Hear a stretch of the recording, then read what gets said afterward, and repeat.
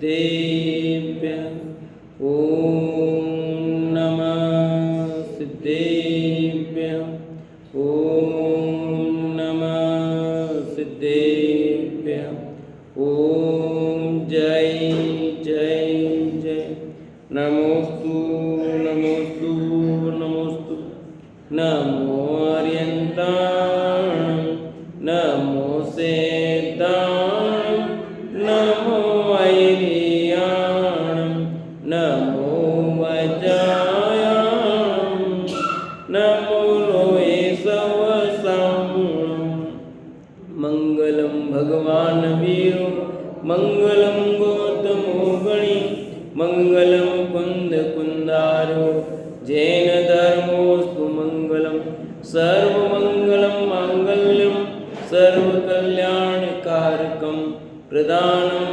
सर्वधर्माणां जैनं जयतु शासनं जैनं जयतु शासनम् अर्यन्तदेव वन्दे गुरुवन्दे नगणनाडवीरायो दम्मदयामय वन्दे कम्मक्खकारणं शुद्धं बोली जिनवाणी मात की जय हो बोली सरस्वती मात की जय हो।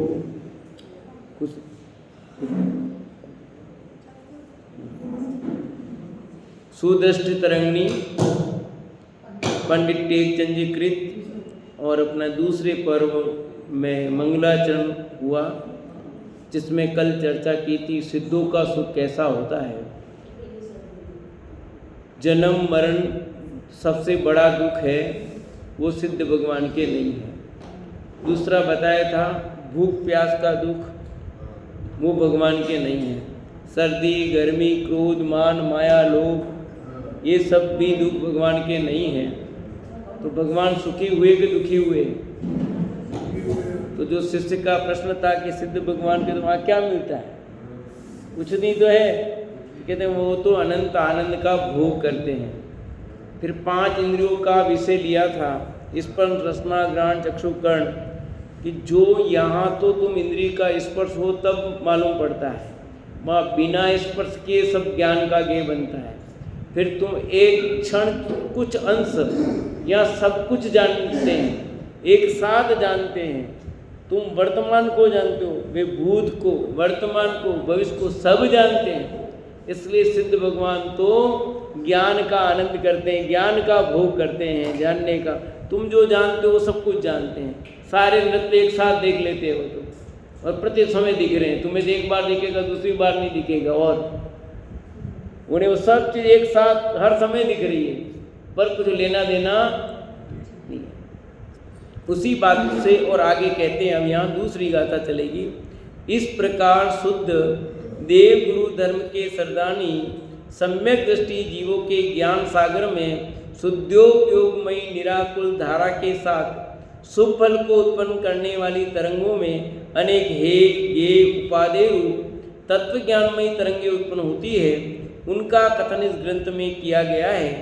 इसी कारण इस ग्रंथ का नाम सुदृष्टि तरंगिणी का है, वही लिखते हैं। इस ग्रंथ का नाम सुदृष्टि तरंगिणी क्यों रखा? आज का विषय क्या है?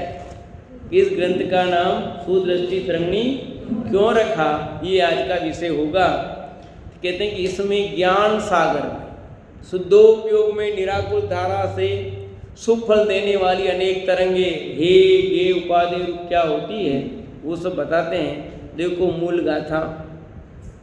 नाम सुदृष्टि तरंगो ग्रंथो ज्ञेयाय हे उपादेयो दोमेय गेय गेयम त्रिका पर गेय सुगेयादे।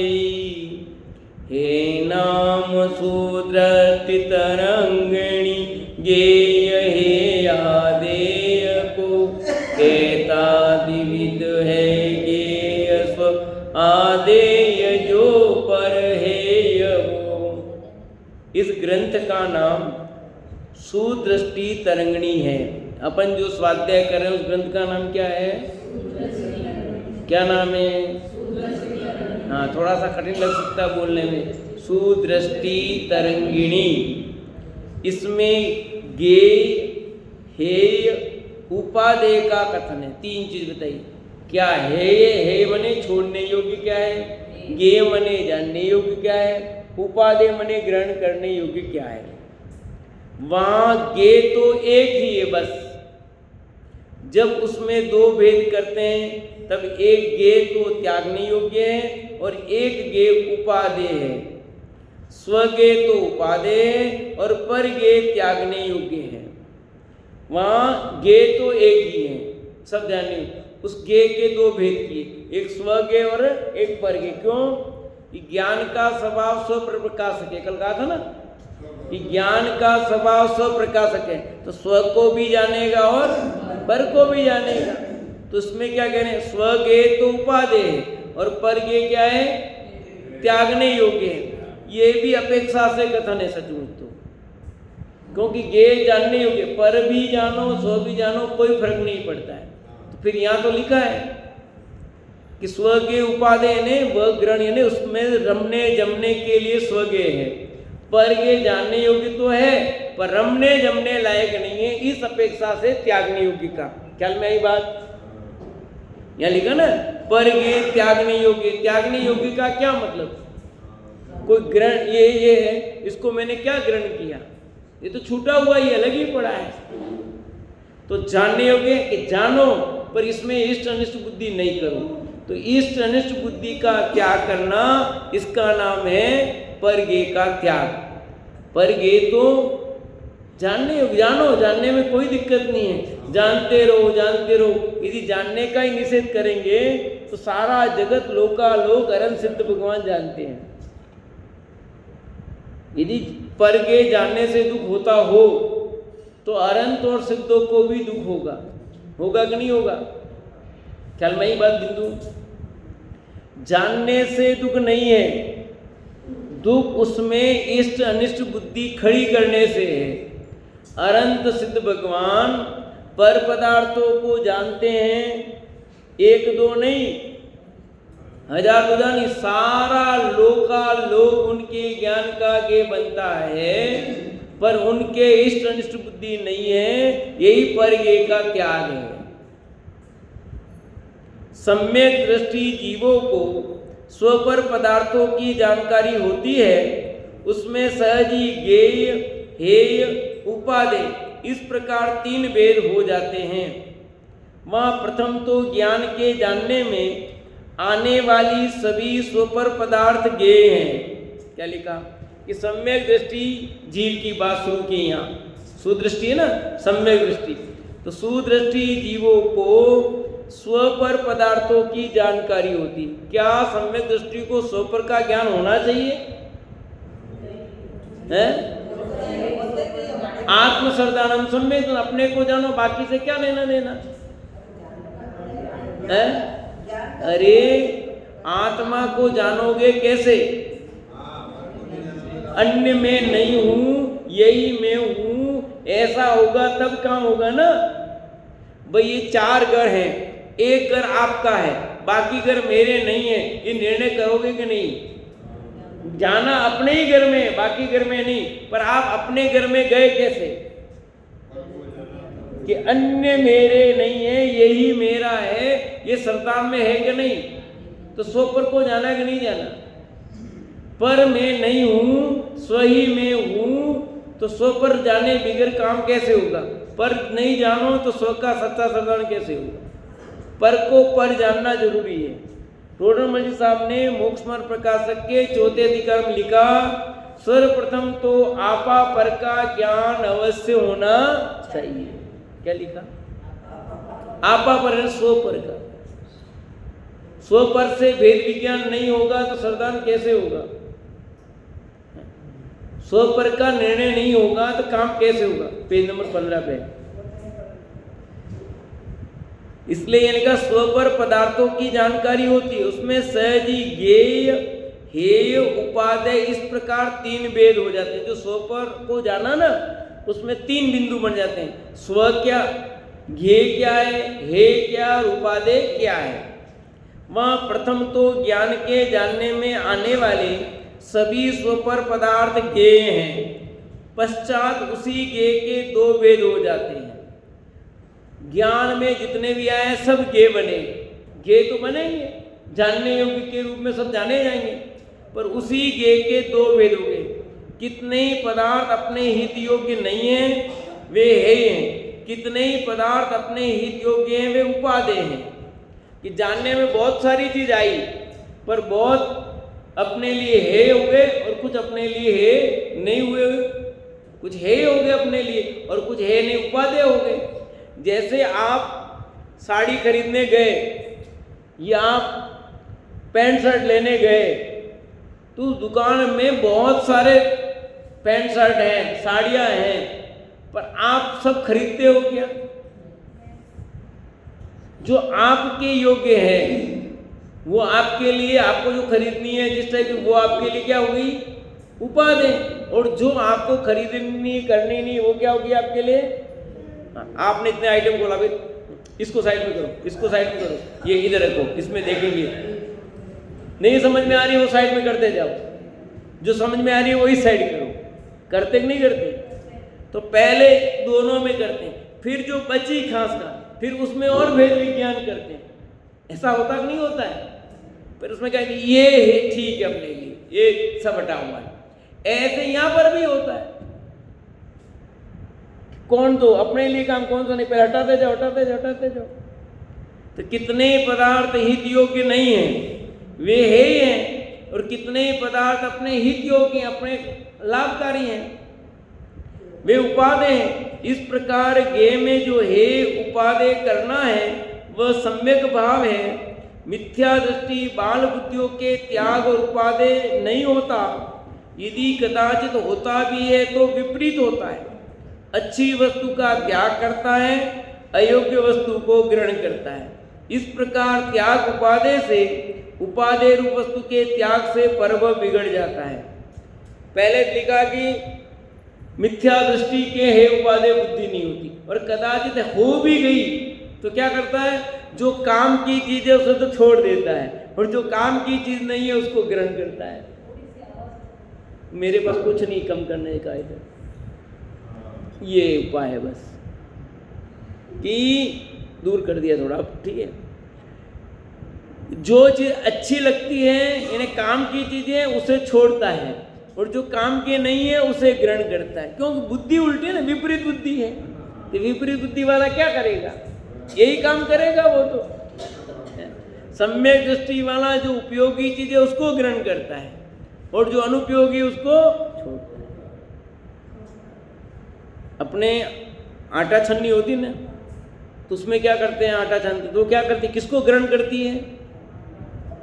आटे को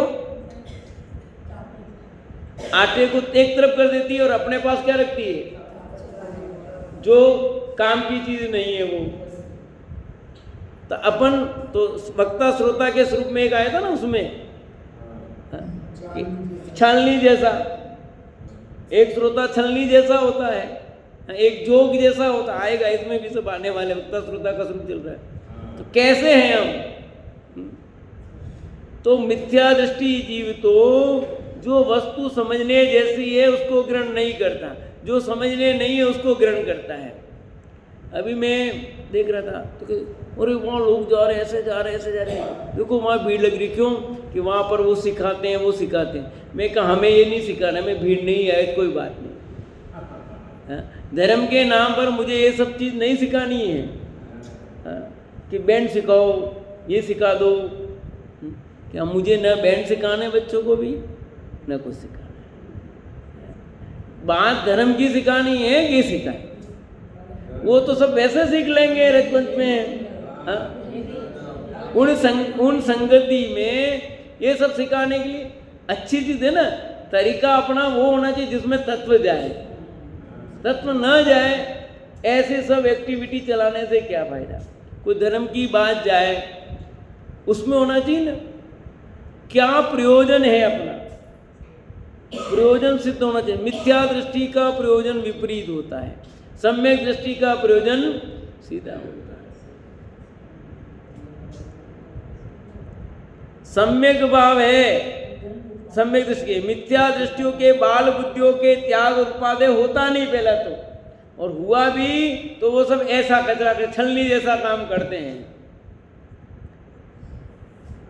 वही यहाँ कहते हैं, क्या कहते हैं, सम्यक प्रकार है उपादेय में तो सम्यक दृष्टियों का ही उपयोग प्रवेश करता है। वही कहते हैं वहाँ समस्त जीव अजीव ज्ञेय को जानना तो ज्ञेय है, उसमें अजीव अचेतन जड़ तो परज्ञेय हैं, तथा देखने जानने में चेतन रूप जीव वस्तु उपादेय है। चेतन ज्ञेय भी दो रूप हैं, पर सत्ता, पर प्रदेश, पर गुण, पर पर्याय रूप आत्मा परज्ञेय है। जो यह पर आत्मा परज्ञेय वह है त्यागने योग्य, आपमयी स्वसत्ता, स्वप्रदेश, स्वगुण, स्वपर्याय की एक रूपता, एकता रूप अखंडता, वही स्वज्ञेय है, उपादेय अंगीकार करने योग्य है। देखो क्या समझा रहे हैं यहाँ, किस जीव और अजीव दो ज्ञेय हो गए। जगत में दो ही है मूल पदार्थ, एक जीव और एक जीव में जीव आ गए, अजीव में पुद्गल, धर्म, अधर्म, आकाश, काल ये सब आ गए। सात तत्व में भी दो और जीव अजीव दो ही तत्व गए, बाकी तो जीव अजीव के विस्तार की बात कहेगी। तो कहते हैं जीव अजीव दो ज्ञेय हैं, दोनों जानने योग्य, जीव को भी जानना जरूरी है और अजीव को भी। तो ज्ञेय तो दोनों हुए, पर अजीव अचेतन जड़ तो परज्ञेय ही हैं पूरे। जो अजीव अचेतन जड़ है वो तो परज्ञेय हैं। देखने जानने में चेतन रूप जो जीव वस्तु है वो उपादेय रही। अब दो में से अजीव तो अपने काम का नहीं रहा, अब काम का कौन रहा, जीव। अब जीव में भी वापस समझा रहे हैं, जीव में भी कि चेतन के भी दो रूप है, एक स्व और एक पर। जैसे अपन इतने बैठे हैं तो इस पूरे कमरे में जीव और अजीव दो पदार्थ ही हैं। अजीत जी कितने पदार्थ हैं, दो, जीव और अजीव। तो अजीव तो एक है ही नहीं, हम कौन है, जीव कर लिए, अजीव एक तरफ हो गए। अब बचे कौन, जीव। अब इन सब हम जो जीव हैं इनमें अपन कौन है, इन जीव में भी एक स्वज्ञेय और एक परज्ञेय करो। चेतन, चेतन तो सब है, जीव द्रव्य तो सब है, पर जीव द्रव्य में मैं एक जीव द्रव्य और बाकी मैं जीव द्रव्य नहीं। अस्ति और नास्ति की बात की थी, ये मैं हूं और ये मैं नहीं हूं। मैं कौन हूं और कौन मैं खुशबू नहीं हूं, मैं महावीर हूं, खुशबू खुशबू है। तो मैं जीव हूं और तुम भी जीव हो, पर तुम जीव मैं नहीं हूं। मैं जीव मैं हूं और तुम्हारा जीव मेरा जीव नहीं है। कहते मारो जीव लेगा कहीं तू है, मारो जीव ले ली तो ले ही सके कोई जीव है, तुम्हारा जीव कैसे ले लेंगे बताओ।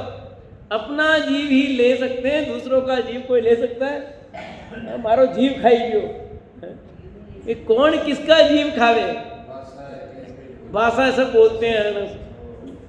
किसी का जीव कोई ले सकता नहीं, अपना अपना जीव ही अपने पास रहता है। पर हमने गड़बड़ी कर दी, पर जीव को भी अपना जीव माना और अपने को भी पर का मान लिया। मैं आपका हूं और आप, हम आपके हैं कौन है। एक पिक्चर चली थी बहुत पहले, हम आपके हैं कौन, सुना था ना, तेरा जन्म भी नहीं हुआ होगा तो।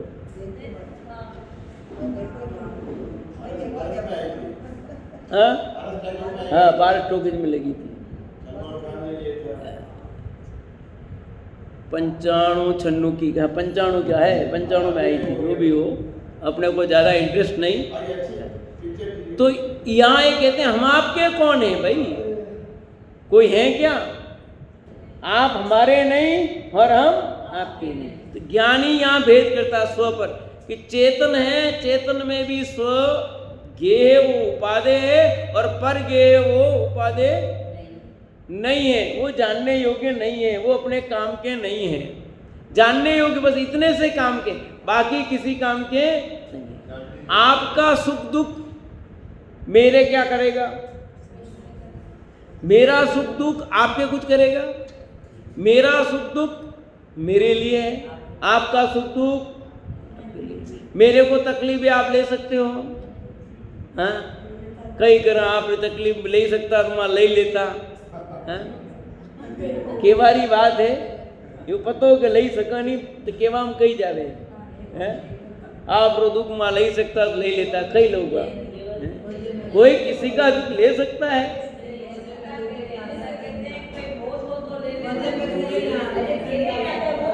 सिर्फ हम तो एक जा करके थोड़ा सा संबोधन शांति वाली बात मिलते जुलते हैं, पर किसी का दुख कौन लेवे भैया, ले ही नहीं सकता है। क्योंकि स्वगे और परगे दोनों में भिन्नता ना, चेतन के दो भेद हो गए कि चेतन के भी दो रूप, उसमें कहते हैं पर सत्ता, पर प्रदेश, पर गुण, पर पर्याय रूप आत्मा परगे, स्वचतुष्टे, स्वचतुष्टे और पर चतुष्टे। सब में स्वचतुष्ट है कि नहीं है? स्वचतुष्ट आनंद दर्शन आनंद ज्ञान आनंद सुख नहीं है, द्रव्य क्षेत्र काल भाव ये लेना। तो पर प्रदेश, पर गुण, पर पर्याय और पर सत्ता, ये चारों जो हैं चतुष्टे वो पर के पर में है और अपने अपने में। जो ये आत्मा परगे वह है त्यागने योग्य।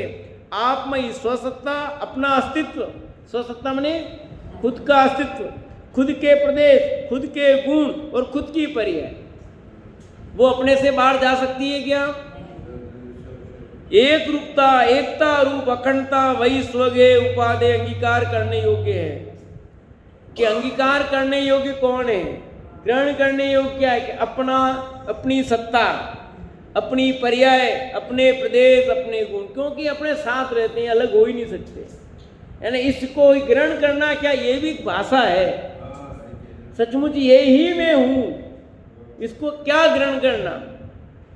ग्रहण किए हुए ही एक में है, एक साथ ही है, पर अब शब्दों में कैसे कहें? शब्दों की भाषा तो ऐसी आएगी।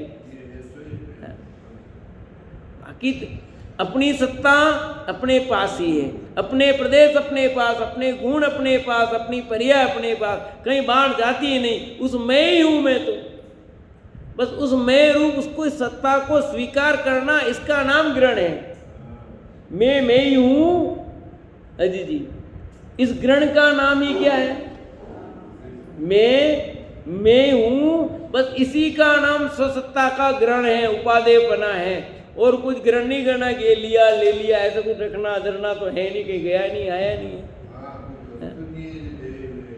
मम्मी पीछे लीलामाई जी आ रहा समझ में? अब तो कुर्सी लगी, इतना पीछे बैठने की जरूरत नहीं, आराम से यहाँ बैठ सकते हो। कुर्सी पे धक्का ही मिलता है, कोई दिक्कत ही नहीं है। हाँ, आगे बैठनी। ये स्वसत्ता है, वो अपनी है, यानी मैं स्वसत्ता रूप मेरा अस्तित्व है। कोई मेरे अस्तित्व को मिटा सकता है क्या? है? कोई मिटा देगा? ये तो चाहते हैं मेरा अस्तित्व मिट जाए बस।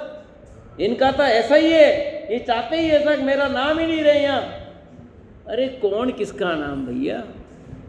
तेरे अस्तित्व को कौन मिटाएगा? दूसरे के अस्तित्व को तू नहीं मिटा सकता और तेरे अस्तित्व को कोई मिटा नहीं सकता। क्यों? बोलो लता, अपने सत्ता को, अपने अस्तित्व को कोई क्यों नहीं मिटा सकता? क्या चीज़ है अपने पास? अपने पास ऐसी कौन सी चीज़ है जिसके कारण ऐसा नहीं हो सकता? सही बोल रही, बोलो बोलो, सही बोल रही हो। अस्तित्व गुण, हमारे अंदर कौन सा गुण है? अस्तित्व गुण है। वो क्या कहता है? जिस शक्ति कारण द्रव्य का कभी नाश नहीं हो और कभी उत्पन्न नहीं हो। तो अपनी सत्ता को नाश करने की ताकत किसी में अस्तित्व गुण है, और दूसरों की सत्ता भी नष्ट नहीं कर सकते। क्यों? उसमें भी अस्तित्व गुण है। तो किसी के अस्तित्व को मिटाने की शक्ति, सामर्थ्य नहीं है। दूसरे के गुणों को तो नष्ट कर सकते हैं, अपने गुण दूसरों को दे सकते हैं, दूसरों के गुण अपन ले सकते हैं। क्यों नहीं ले सकते? सुमन दीदी बताओ। अजीत जी आपका नंबर है। फिर हम अपने गुण दूसरों को क्यों नहीं दे सकते? दूसरों के गुण अपने क्यों नहीं ले सकते? अजीत जी बताओ। सब पढ़ाया हुआ पूछ रहा हूं। ऐसा कौन सा गुण है अपने पास?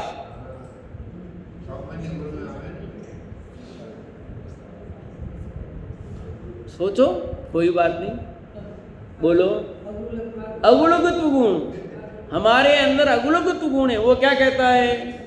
एक गुण दूसरे गुण रूप नहीं होता। द्रव्य में रहने वाले अनंत गुण बिखर कर अलग अलग, एक गुण दूसरे गुण रूप नहीं होता। द्रव्य में रहने वाले गुण बिखर अलग अलग नहीं होते। तो अब अलग अलग नहीं होंगे कैसे दोगे और कैसे लोगे बताओ? अलग हो नहीं सकते, तो आप दोगे कैसे और लोगे कैसे बताओ? तो यहाँ का परगुण और स्वगुण, परगुण पर में रहेंगे, स्वगुण स्वसत्ता, स्वगुण, स्वप्रदेश। अपने प्रदेश भी दूसरों को नहीं दे सकते, जा नहीं सकते।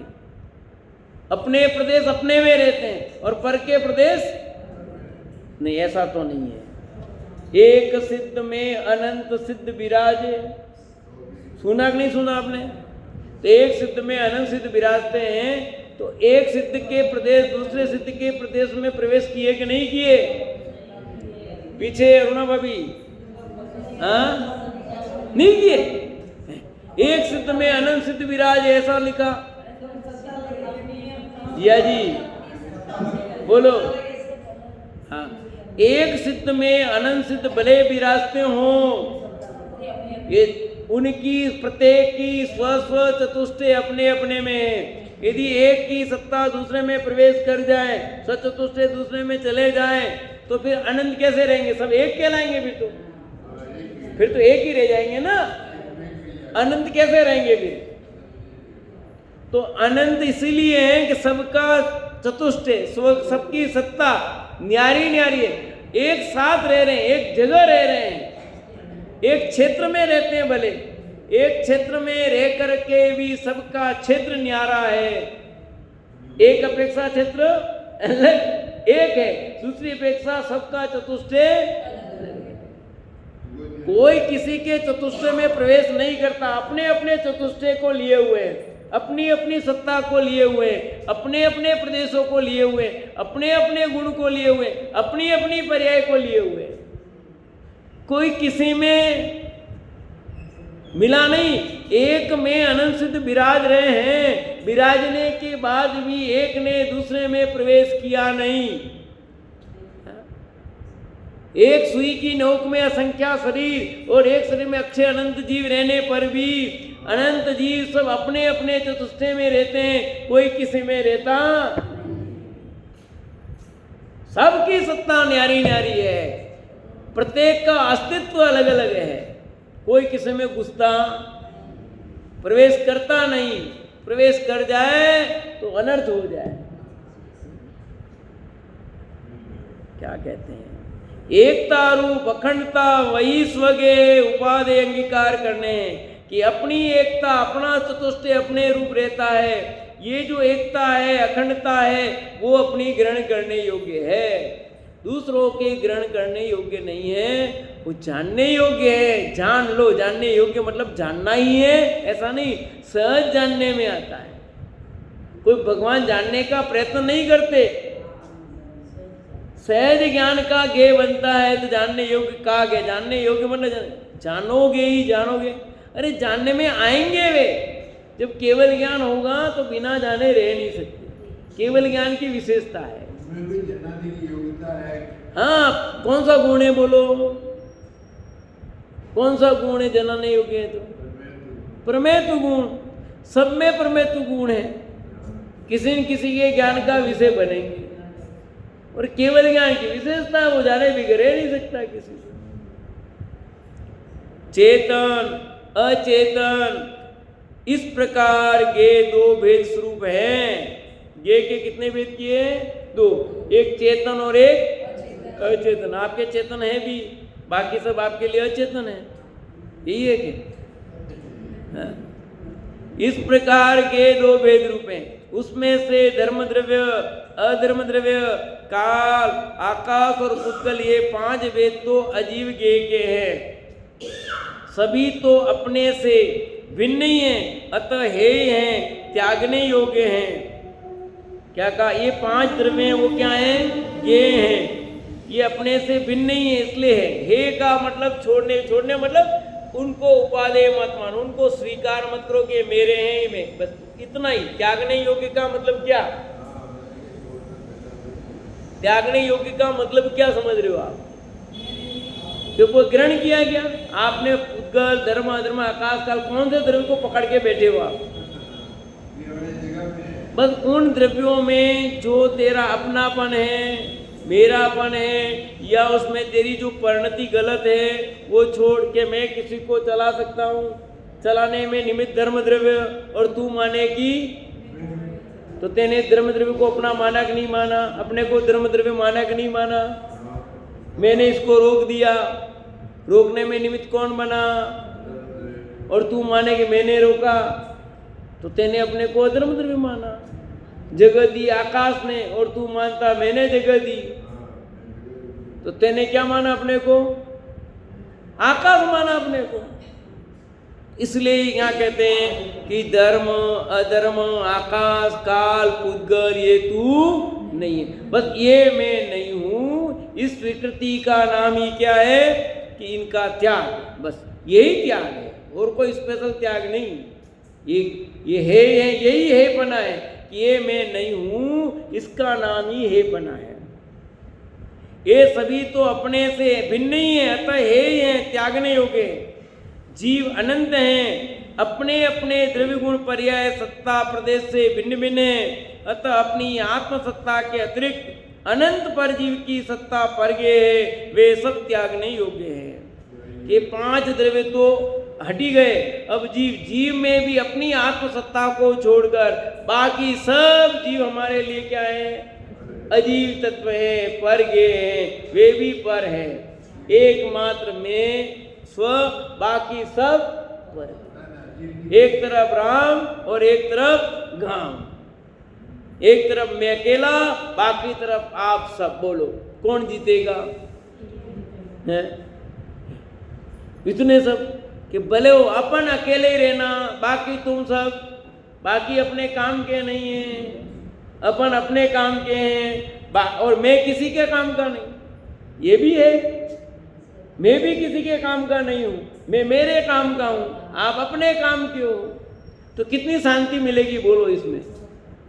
पर से अपेक्षा रखते हैं तो दुख होता है, और पर से अपेक्षा नहीं हो तो दुख ही नहीं होता है। क्यों जी भाई साहब? एक नहीं बोलो, मेरे को आपसे कुछ अपेक्षा है तो दुख है, क्योंकि मेरी अपेक्षा थी वो नहीं हुआ था, दुख होगा। और आपसे कोई अपेक्षा नहीं, किससे कोई अपेक्षा नहीं, जो हुआ सही, तो आप प्रसन्न हो। दुख का ये नहीं, पर से, पर द्रव्य से अपेक्षा, ये सुखी किससे हो जाएगा? अपनी सत्ता अपने में, पर की सत्ता पर में। आज जितनी भी राजनीति पर सत्ता में ही तो गड़बड़ हो रही है। मेरे को टिकट नहीं मिली तो मैं ये कर दूंगा, मेरे को टिकट नहीं मिली तो ये कर दूंगा। अपनी पार्टी के विरुद्ध बगावत हो रही है। हाँ, आपको पर सत्ता से वो करना है, अपनी सत्ता की खबर नहीं है। तो ये इस गाथा में ये सुदृष्टि तरंगिणी नाम क्यों रखा? कि सम्यक दृष्टि होनी चाहिए, समीचीन दृष्टि होनी चाहिए कि मेरी सत्ता मेरे में है, पर की सत्ता पर में है। मैं ही मेरे लिए गे हूँ, उपादेय हूँ, और दूसरे पर गे है वो मेरे लिए उपादेय नहीं है, मेरे लिए आदरणीय नहीं है, मेरे लिए रमने लायक नहीं है, जमने लायक नहीं है। बस पर है, ऐसी श्रद्धा करने लायक है। पर श्रद्धा करने योग्य, हाँ, पर क्या? पर है, ऐसी श्रद्धा करने योग्य है। श्रद्धा तो चाहिए, पर कैसा श्रद्धा? कि स्व स्व है और पर ऐसा श्रद्धान पक्का होना चाहिए तो काम होगा, नहीं तो काम नहीं होगा। पर हम सब तो उल्टा सुल्टा करते हैं, और जब उल्टा सुल्टा करते हैं तो सब गड़बड़ी होती है। ज्ञान की जानकारी में आए आत्मा के अनंत गुण स्वगे हैं, उपादेय हैं, अंगीकार करने योग्य हैं। कि आत्मा में जो अनंत गुण है ना, कौन सी आत्मा में? कौन सी आत्मा में? भाभी जी, कला देवी जी, पीछे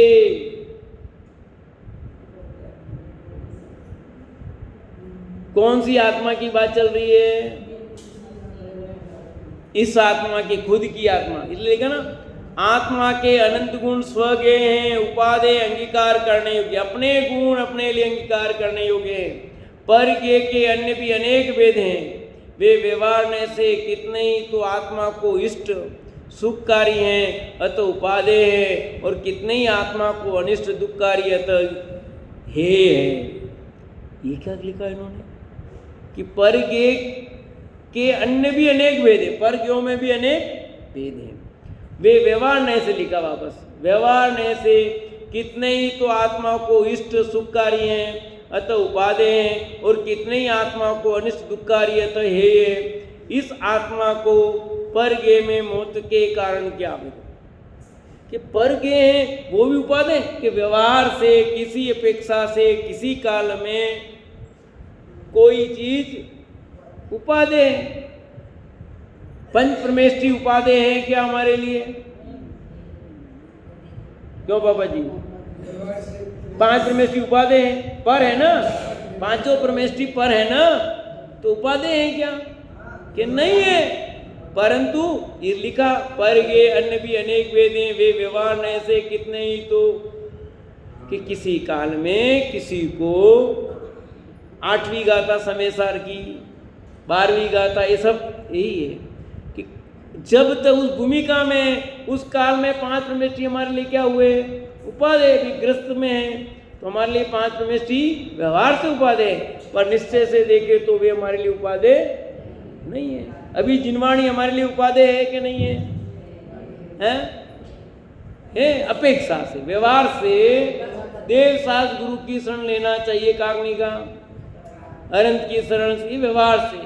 शुद्धातम यरु पंच गुरु जग में शरणो दो, मोदे जी के व्रता आन कल्पना हो। कि दो है तो व्यवहार से पंच परमेष्ठी या अन्य जिस समय जो बात हो वो किसी काल में कोई चीज उपादेय हो सकती है, उपादेय नहीं वो ग्रहण, पर निश्चय नए से तो वे ग्रहण करने योग्य नहीं है। आत्मा ही उपादेय, आत्मा ही शरण है। इस प्रकार दूसरी गाथा हुई। आगे हम तीसरी गाथा की चर्चा कल करेंगे।